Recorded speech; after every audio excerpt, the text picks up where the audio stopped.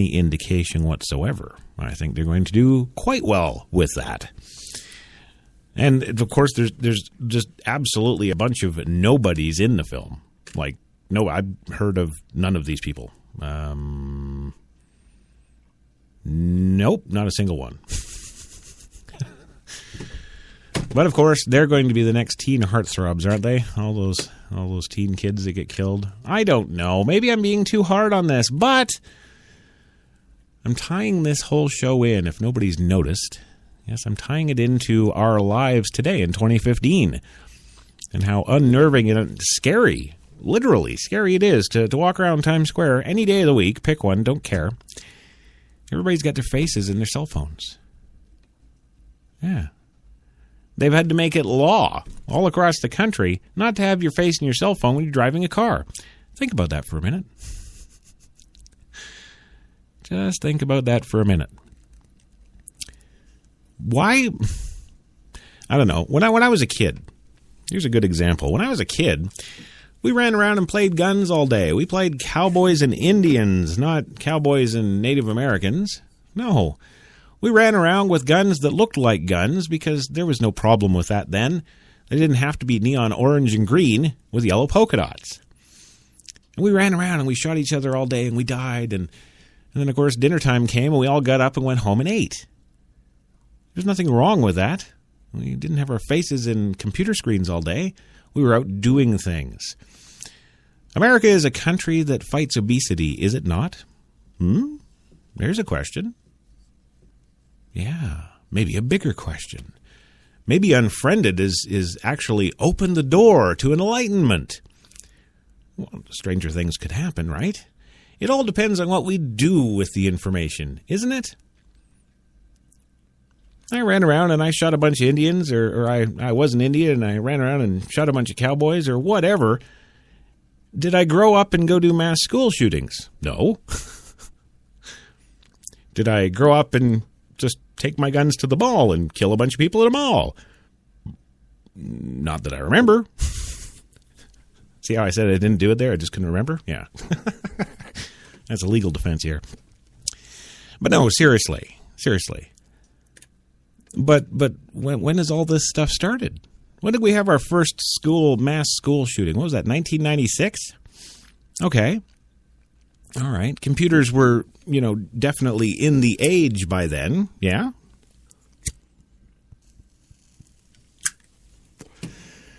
And now you're sitting there thinking, oh, well, he's just trying to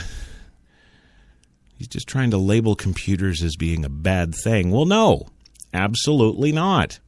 It's not what I'm saying at all. And really, so many people in this world couldn't even function anymore without a computer of some sort.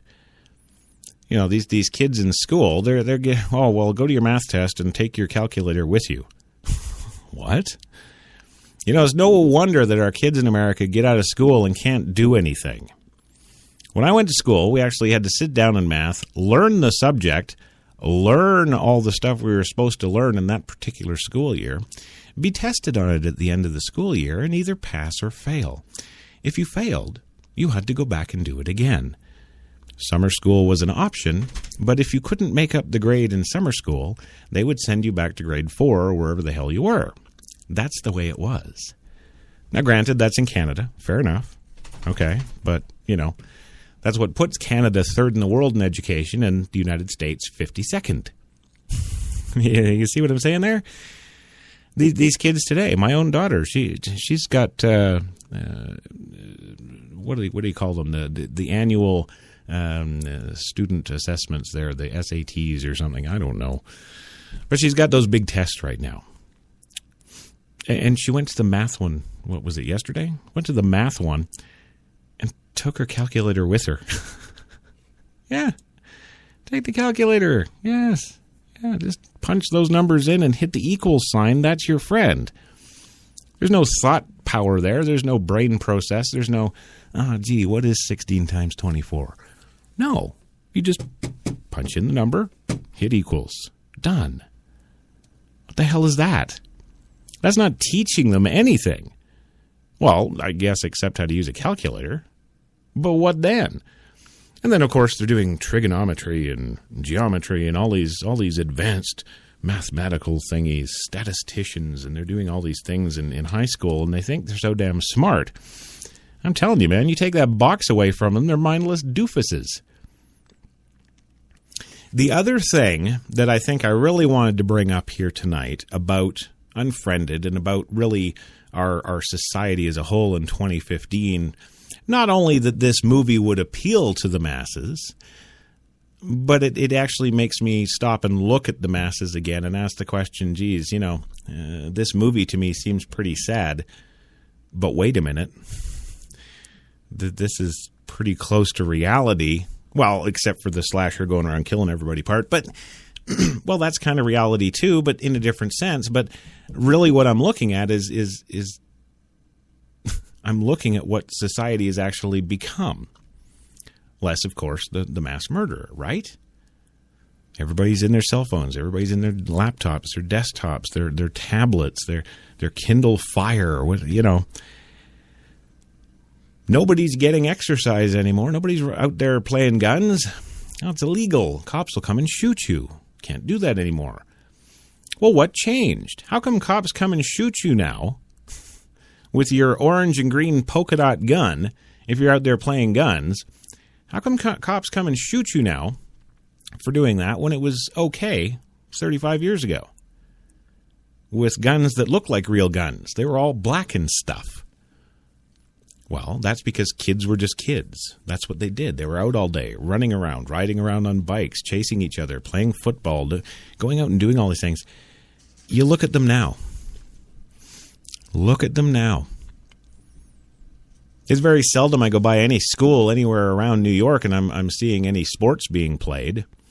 Oh, yes, in high schools and stuff, you'll see that football program really take hold because, of course, that's a lot of people's only possible way to college, isn't it? So you kind of got to do that. So, okay, we've got some guys and girls out there, doing the football thing, doing the cheerleader thing, whatever they're doing. But we're not doing it if we don't have to. And that makes me ask the question, why? That's so strange. Well,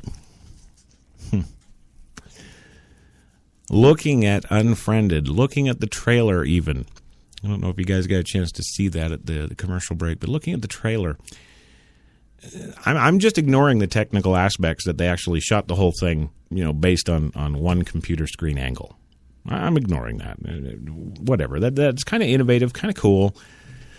Certainly not the first time something like that's been attempted in filmmaking, but it's a cool idea, and that's great. And if they can, make you sit there for 2 hours and watch that movie and not be ridiculously bored, looking at these people having their group Skype call, if the writing's good enough, excellent. If the acting's good enough, which I don't know, could be, maybe. They didn't seem too bad in the trailers, but I could be wrong. But, it's that, I guess it's that reflection of what I see every day that kind of unnerved me the most. Am I actually worried about a dead girl who's going around killing these teenagers? No. But it's just the thought that, on a weeknight, these teens are all sitting in their chat room on Skype. Well, why is that? What? They're teens. Shouldn't they be out, smoking behind the schoolyard or something, or drinking a fifth of Jack that somebody stole from their dad's, booze cabinet? But no, they're talking whatever the hell they're talking about in their little social media things every night. And that's kind of unnerving. Because didn't they do that all day at school or at work? How many people, show of hands, how many people have Facebook up at work? Well, you don't have to raise your hands because I actually know the numbers to that because I've read the statistics on that, and they're staggering.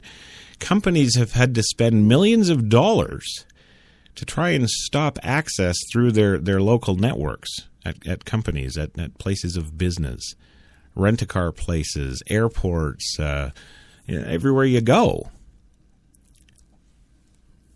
why is that? It's because we're addicted to it. We can't get off this stuff. We got to be on Twitter and Google Plus and Facebook and Pinterest and all that. We can't be without it. That, to me, ladies and gentlemen, is the horror movie I think they should have put out. Well, that's probably just Crash being too damn realistic again. That's probably what that is. Maybe we should do that. Yeah. Let's you and I figure out a plot. Yeah, we'll get a screenwriter, we'll write it up. Boom. It'll be the next blockbuster. But no, I'm not talking about this show because it's a blockbuster. Because it's not yet, in fairness. It doesn't release for another 2 days, but when it does, it could. Or it could just suck and nobody will go. Or, even worse, everybody will be too busy on their social media at home to go to the movie. And that's another thing. That's another issue here, gang. Places that entertainment cineplexes, all those movie theaters out there. Remember in the 90s how they used to just keep building them bigger and bigger and bigger?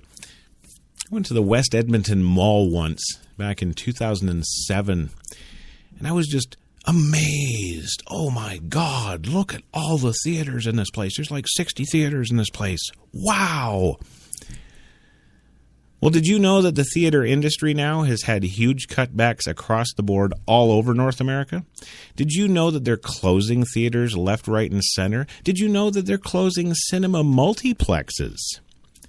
These places that were built 10 and 15 years ago are now shutting down. 20, 25, 30 theaters in a building with the latest Dolby THX digital this and surround sound that. They're all getting shut down now. Why?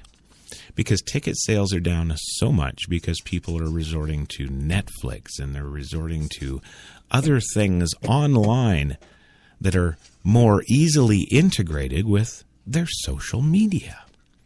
People don't want to go outside anymore. That's scary. That is what I'm talking about here. You want to talk about a horror movie? I'm talking about the horror movie that is reality. And I'm not just talking about movie theaters and cineplexes closing down either. I'm talking about a lot of other public places that used to be extremely busy, which are now not as busy anymore. And even things like Central Park. They're laying people off that work in Central Park because it just doesn't get that busy anymore. And that's a major tourist thing in the summertime, man. That's where everybody's wanting to go, right? Yeah, I got to go to Central Park. They lay it off. What, 70 people? Just this past three months ago, somewhere around Christmas time. They laid off like 70 people. That's kind of scary. Well, I'll let you postulate on that a moment. I'm going to go for another quick commercial break. When we come back, we'll talk about all that and well, much more. Trust me, back in 2. And you are listening to Crash Talk with Christopher John Taylor, a.k.a. Crash Jesus, on HTLA Radio 1, New York.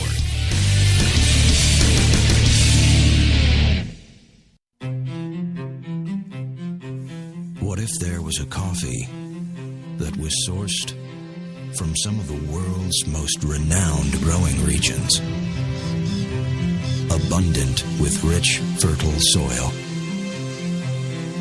What if this coffee was picked at the perfect moment, then packed meticulously and shipped carefully to be roasted under the watchful eye of coffee masters? What if it was expertly blended, ground, and sealed, ensuring maximum flavor and freshness, then brewed in small batches and always served fresh within 20 minutes, just the way you like it? Now, what if this coffee just happened to be the coffee you already know and love?